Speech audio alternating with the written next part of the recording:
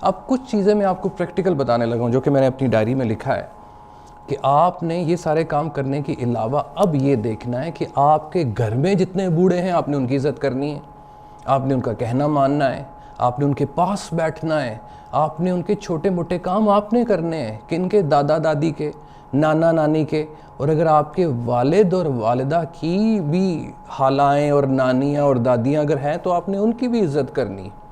تو آپ کے گھر میں جتنے بھی بوڑھے ہیں آپ نے ان کا احترام کرنا ہے، آپ نے ان کو وضو کروانا ہے، آپ نے ان کو کھانا دینا ہے، آپ نے ان کے کپڑے استری کر کے دینا ہے، یہ سارے کام آپ نے کرنے ہیں کیونکہ اس سے اللہ راضی ہوتا ہے۔ پھر اس کے بعد آپ نے کیا کرنا ہے، جب آپ گھر سے باہر نکلیں گے تو پھر آپ کے ہمسایوں کی باری آتی ہے۔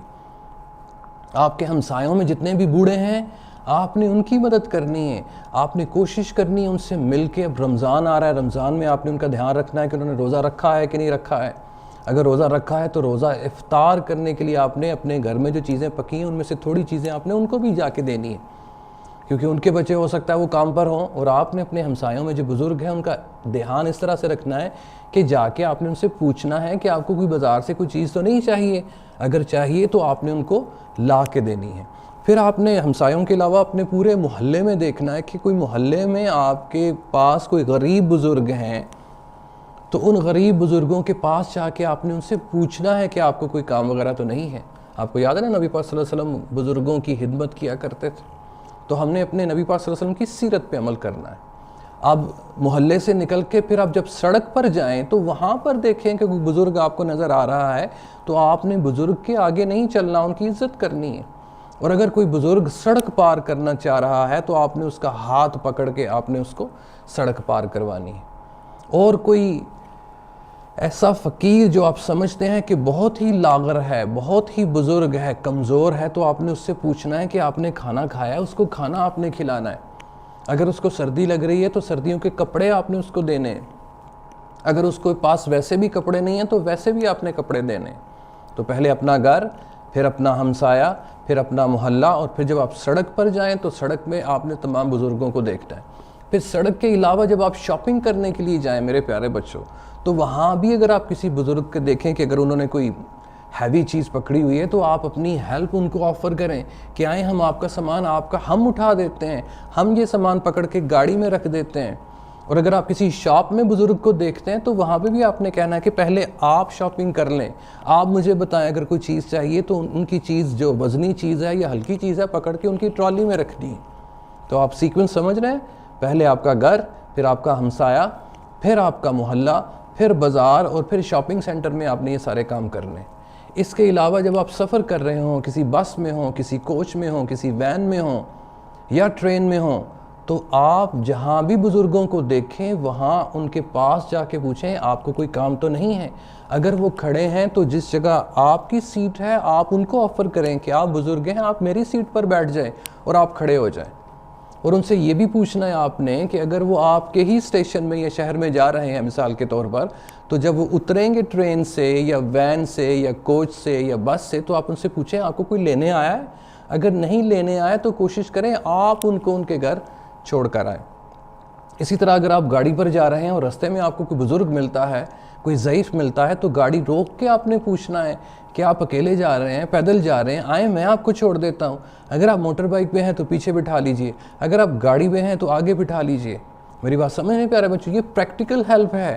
پڑھ کے نمبر لینے سے کیا فائدہ اگر ہمیں پریکٹیکلی ہمیں بزرگوں کی خدمت اور مدد کرنا نہیں آئے گی۔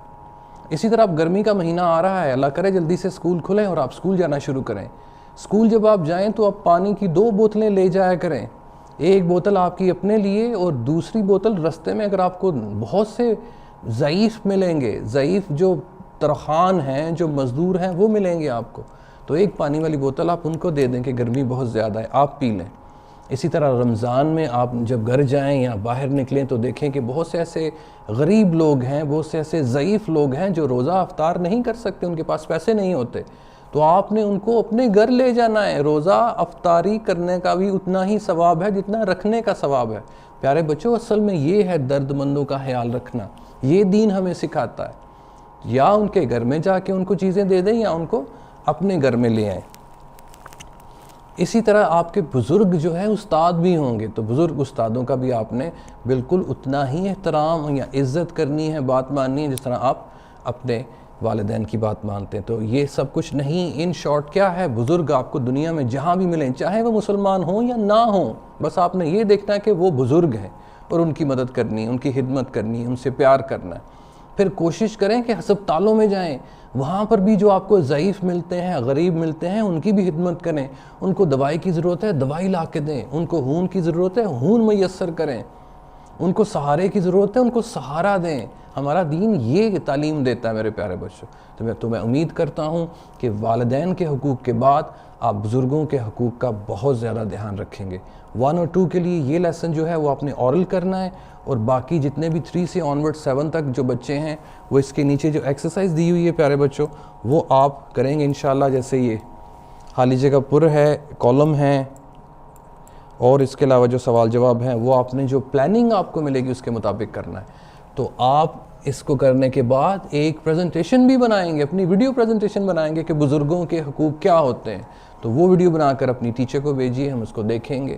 اگر آپ کو یہ ویڈیو پسند آئے تو اس کو بار بار دیکھیے, اور اپنے فرینڈس کو بھی یہ ویڈیو دکھائیں تاکہ وہ بھی سیکھ سکیں, اور بہت پیاری ویڈیو بنا کے ہمیں سینڈ کریں. اپنا کام کرتے جائیں, اللہ کو راضی کرتے جائیں. السلام علیکم ورحمۃ اللہ وبرکاتہ.